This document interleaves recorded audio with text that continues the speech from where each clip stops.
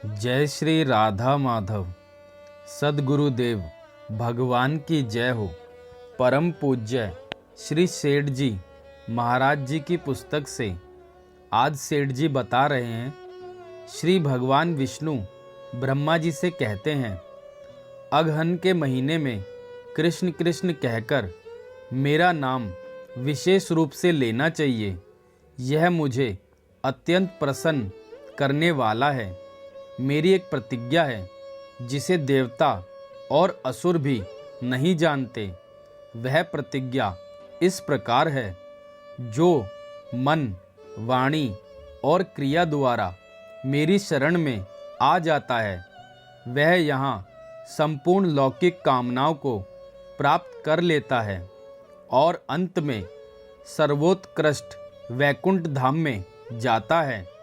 जो हे कृष्ण हे कृष्ण हे कृष्ण ऐसा कहकर मेरा प्रतिदिन स्मरण करता है, उसे जिस प्रकार कमल जल को भेदकर ऊपर निकल आता है, उसी प्रकार मैं नरक से निकाल लाता हूँ।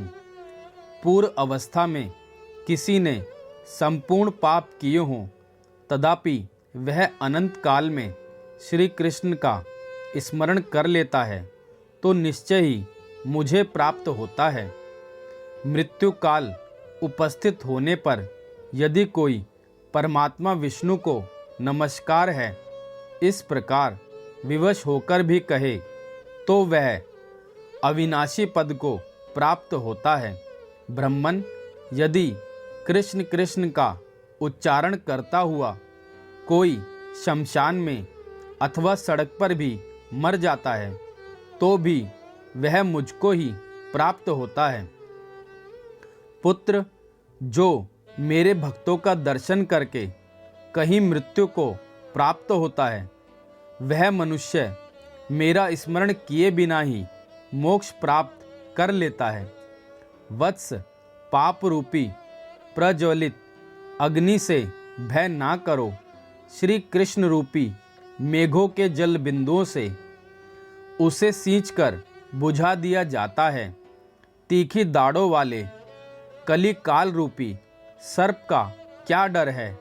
श्री कृष्ण के नाम रूपी ईंधन से उत्पन्न आग के द्वारा वह जलकर नष्ट हो सकता है। जिस प्रकार प्रयाग में गंगा, शुक्ल तीर्थ में नर्मदा और कुरुक्षेत्र में सरस्वती है, उसी प्रकार सर्वत्र श्री कृष्ण का कीर्तन सब पापों को नष्ट करने वाला है। संसार समुद्र में डूबकर जो महान पापों की लहरों में गिर गए हैं, ऐसे मनुष्य के लिए श्री कृष्ण स्मरण के सिवा दूसरी कोई गति नहीं है। जो पापी है, जिसने श्री कृष्ण स्मरण की भावना नहीं है, ऐसे मनुष्य के लिए परलोक की यात्रा के समय श्री कृष्ण चिंतन के सिवा दूसरा कोई पाथ्य नहीं है। उसी का जन्म और जीवन सफल है तथा उसी का मुख सार्थक है, जिसकी जिह्वा द्वारा सदा कृष्ण कृष्ण का कीर्तन करती रहती है। नारायण नारायण नारायण। जय श्री राधा माधव।